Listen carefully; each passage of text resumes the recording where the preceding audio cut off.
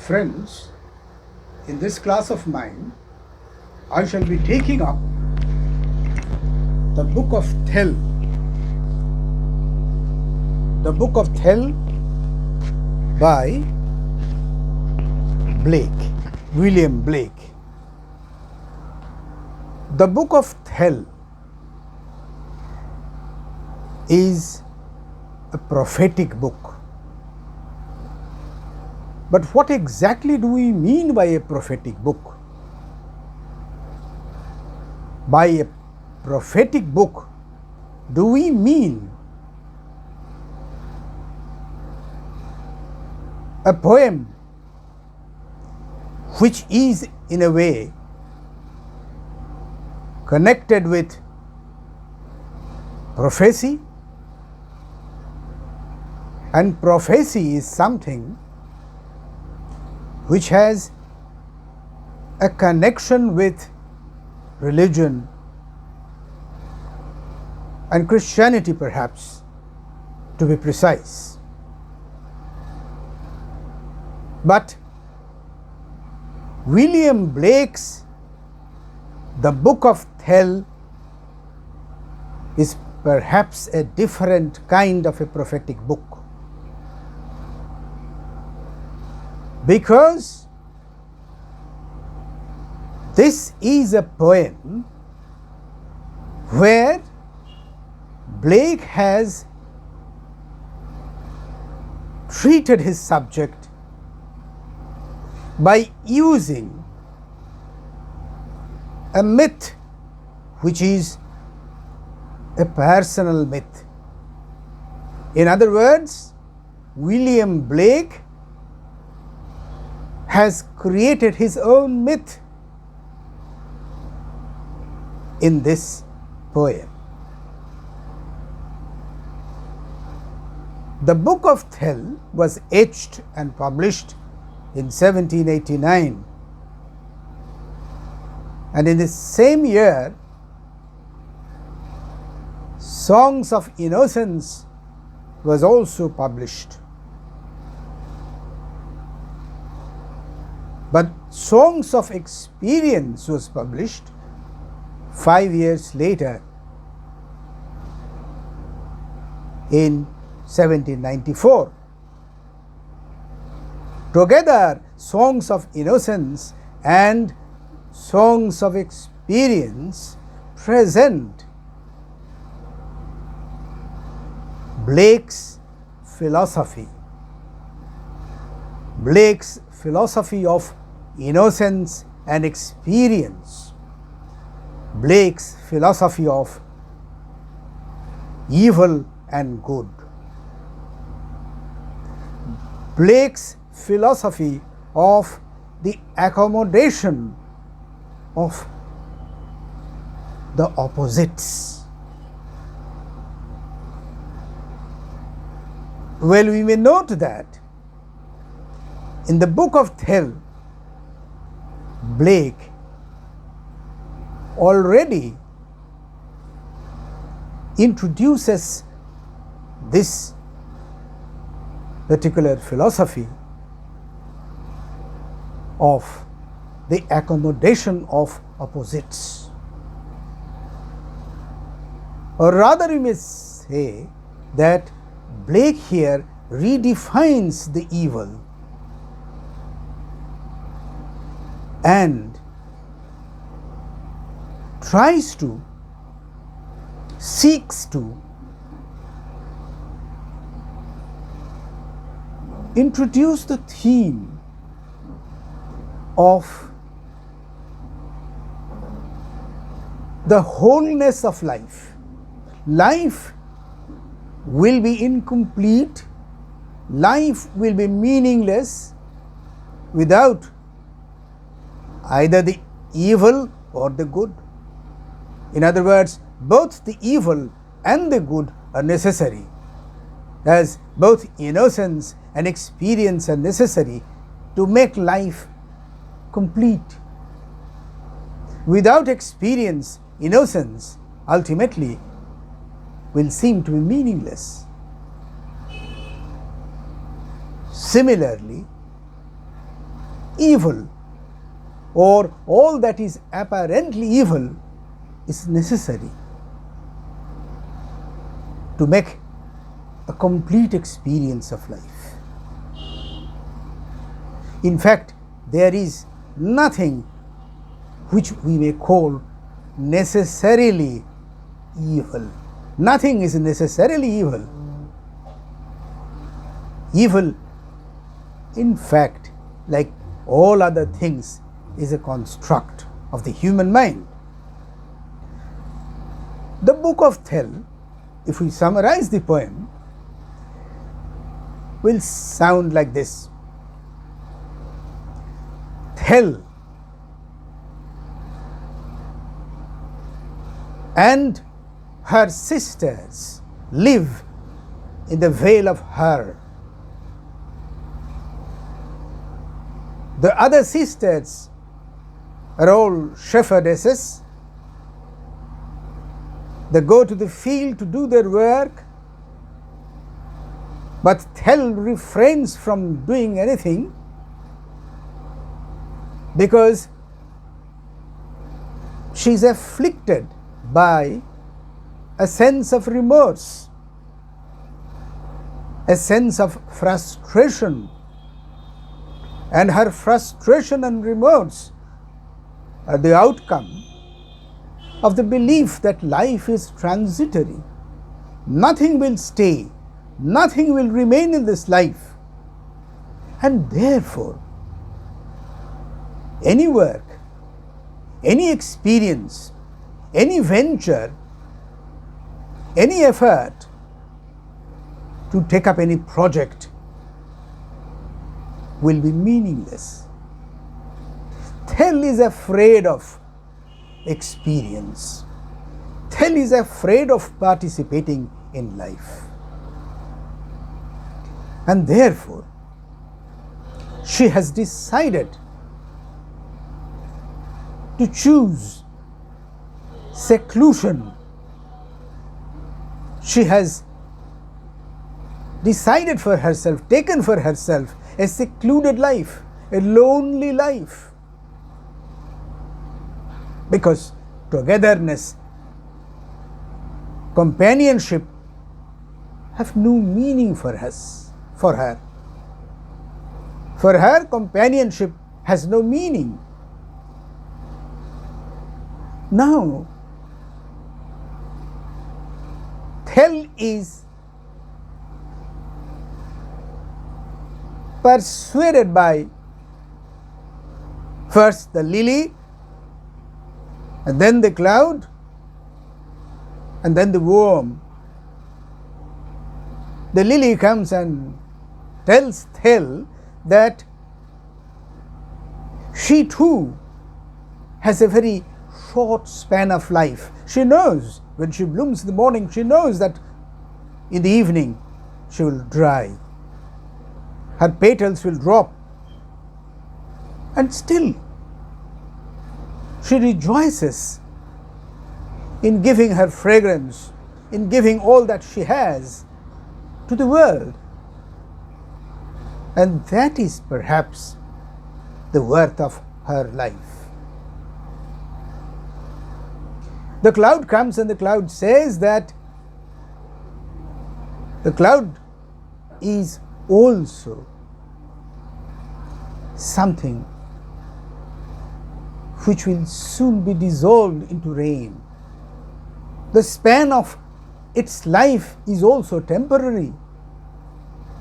Soon the cloud will be transformed into rain, drops of rain, and the drops of rain will come down onto the earth, and the cloud will be dispersed.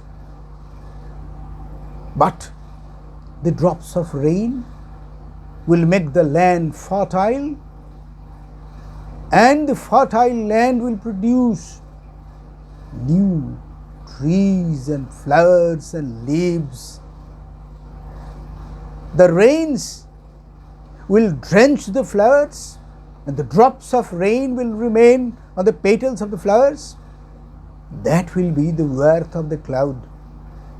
In spite of its short span of life, The cloud thinks that its life is worthy. And finally comes the worm.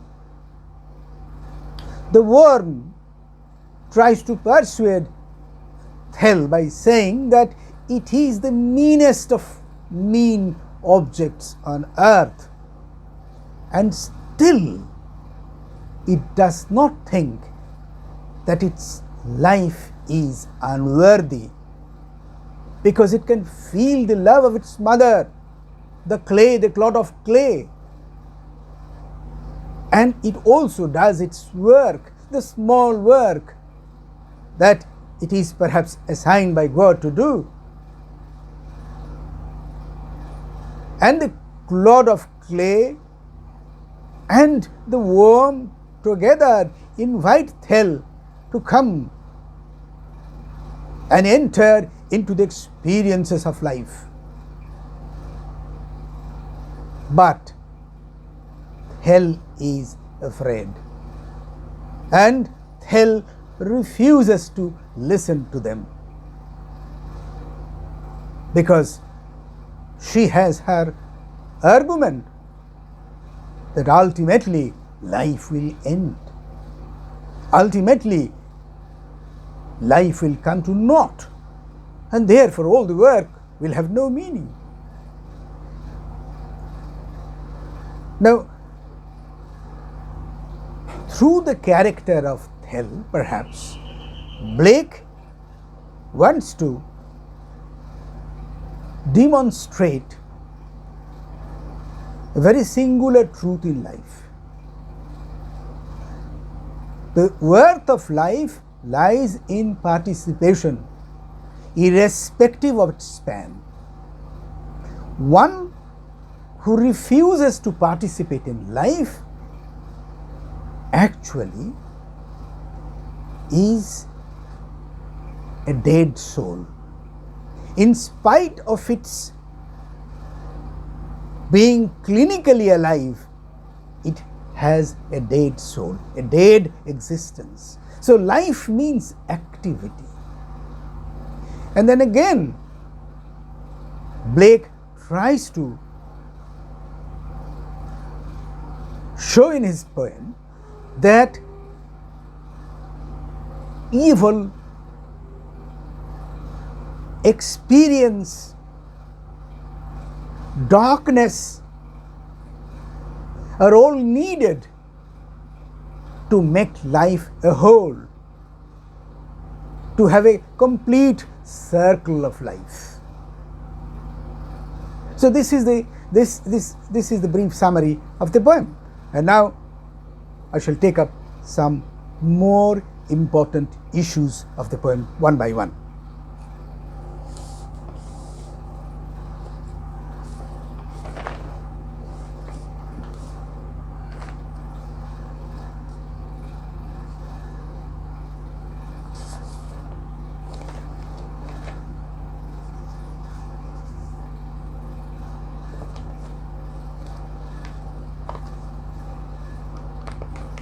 Now, what is the meaning of the word Thel?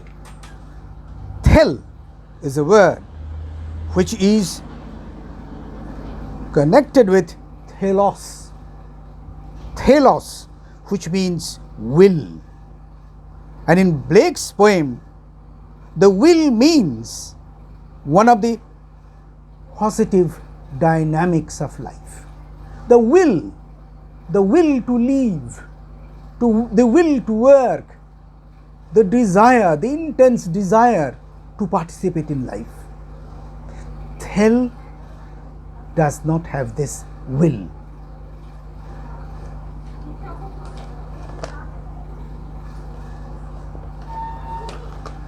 Now, in the beginning of the poem, we have the motto.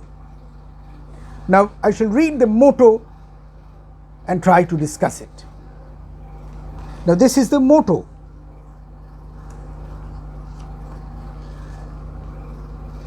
Does the eagle know what is in the pit? Or wilt thou go ask the mole? Can wisdom be put in a silver rod, or love in a golden bowl? Now, very significant is the motto of the poem. The eagle flies in the sky, but it doesn't know what is there in the pit. So, what is there in the pit? To know that, we have to ask the mole, the small, furry animal. So, well, knowledge, experience is something pervasive. Knowledge is not there in a particular nook or in a particular sphere.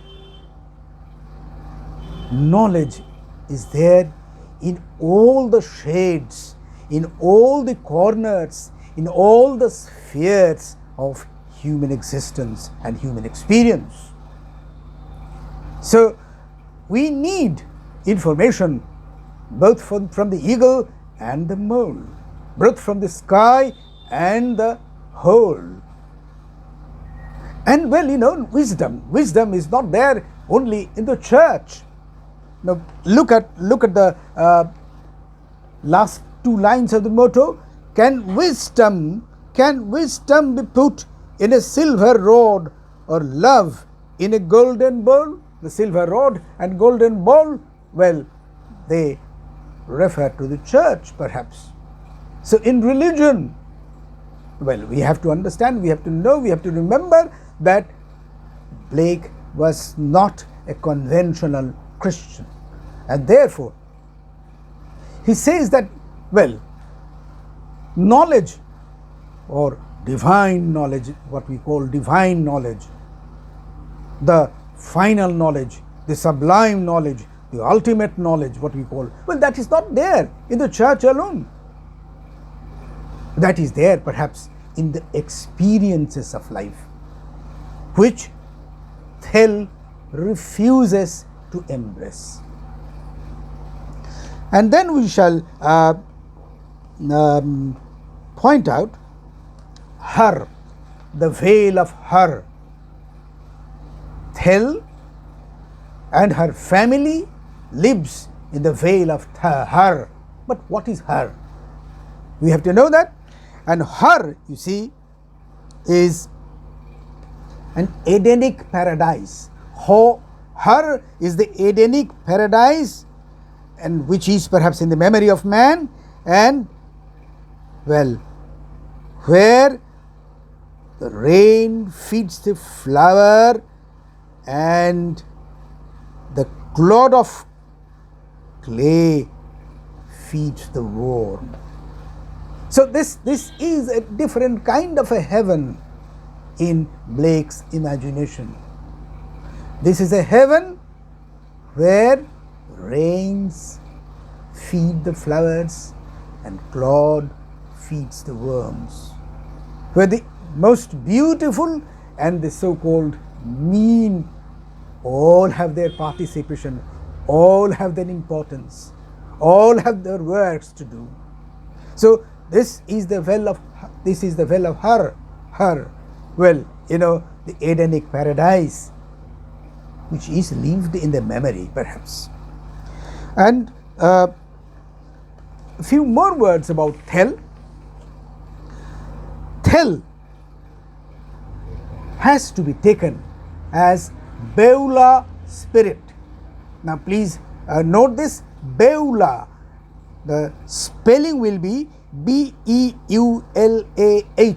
Beulah. The pronunciation will be Beulah. So the Thel here is the Beulah spirit, and well, scholars have said that this is taken from a Hebrew word, and this is connected with the Bible, the Old Testament, the book of Isaiah. And so this we have to remember that, well, how Blake has created the myth, the personal myth. The myth is created by the three characters, the lily, the cloud, the worm.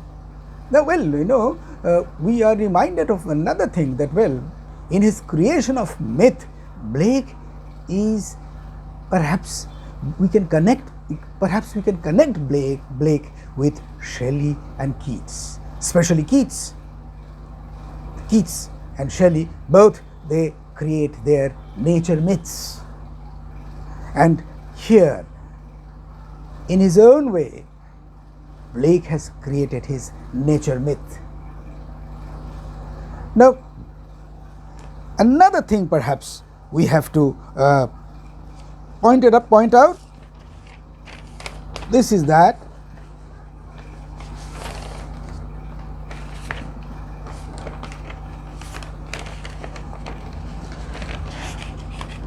there is a suggestion of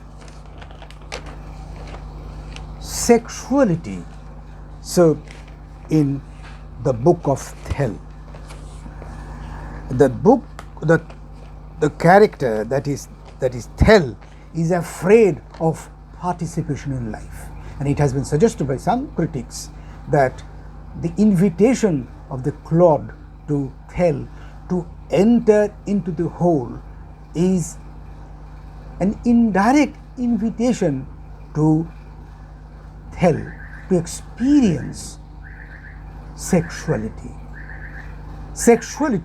which is a part of life and which is a dynamic principle of life as well. Blake's Thel, in Book of Thel, refuses to accept this. So,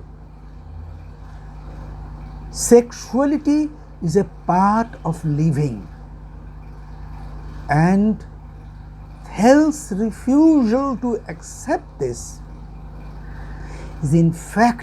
can in fact be interpreted as her refusal to participate in life. So, the Book of Thel is at the same time an example of Blake's personal myth, where he creates a mythical atmosphere by personifying nature, the lily, the cloud, and the worm. Now, it has been said by some critics that we can read the Book of Thel from a feminist angle as well. The struggle of Thel is in fact the struggle of all women. The suspicion, the doubts of Thel are the suspicions and doubts of all females. The uncertainty about life, the uncertainty about sexuality, the uncertainty that pricks them at the time of their maturity, and the girls are afraid of a kind of sexual slavery. In fact, Thel is interpreted as a revolutionary. Well, she refuses to accept the life that is framed by the patriarchal society, the life of every girl. And I am reminded of Kamala Das, that, well, in a famous poem, Kamala Das says that she is asked to wear a sari because that is befitting for a girl. So why should a girl wear something else? The girl should be a girl. So Thel as if refuses to accept this. that every girl will have to behave as other girls have done. So she refuses to accept sexual slavery. And she's discontented. She is discontented with the options that are presented to her to live her life. It has been said that the lily here is a symbol of the female. The lily is always at the receiving end, and the rains drop on her petals, and she has to bear the burden of the rains. So the lily is a female and the cloud is a male, because the rains drop down from the cloud. So the active part is taken by the cloud. The flower, the lily, has only a passive existence. And it has also been suggested that the worm, which as it is described in the poem, the worm lies straight on one of the petals of the flower of lily. So the worm is as if a phallic symbol, and the final resolution of Thel is to reject the prevalent sexual codes. The prevalent sexual codes which are constructed by the males are rejected by Book of Thel. So Blake's The Book of Thel is a very significant poem. First, because it is a prophetic book in a different way. It is a prophetic book not because it gives some religious prophecy, but because Blake has created a myth, a personal myth, with the help of the lily, the cloud, the worm, etc. Well, thereby Blake has used the method of personification. Nature has been personified in Blake's poem, as Keats does, as in many of his poems. Well, I can immediately remember a poem like Ode to Autumn. If you read Ode to Autumn, you can see how Keats has beautifully personified nature there. So Blake has done the same thing in The Book of Thel. And thirdly, The Book of Thel is a poem which tells us that experience is an important part of life. Well, experience may be controversial. Experience may seem to be, well, quote unquote, evil, because evil has no meaning, as I said. The term evil doesn't have any meaning. Well, what is evil and what is good, that is only decided by us. But still, well, experience is something which has got to be embraced. Well, only by remaining passive we can achieve nothing. The worth of life remains in the acceptance of experience. But there is another angle of the poem, as I just said. This poem can be analyzed from a feminist point of view, and there, in this analysis, Thel comes to us like a rebel who refuses to accept the prevalent codes of sexuality, the prevalent codes which are framed by the males of the society. Thank you very much.